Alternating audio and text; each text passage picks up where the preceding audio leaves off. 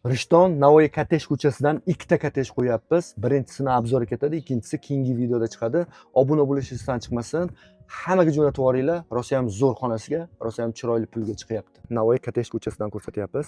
Narigi mahallada Mingbosh keramikani o'sha muzeyi bo'lsa, keyingi ko'chada mana 6 sotiq gaz suv svetidan umuman muammosi yo'q. 4 dan 5 ta xonasi bor. Sanuzel отдельный, hojatxonasi отдельный. Undan tashqari ko'chada ham hojatxonasi mavjud. Mana naveslarigacha qo'yishgan, atroflari o'ralgan. Kirganingizda katta koridori bor.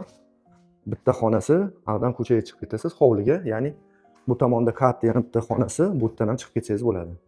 Undan tashqari men sizlarga aytgandek, mana umumiy sanuzel отдельный, hojati отдельный.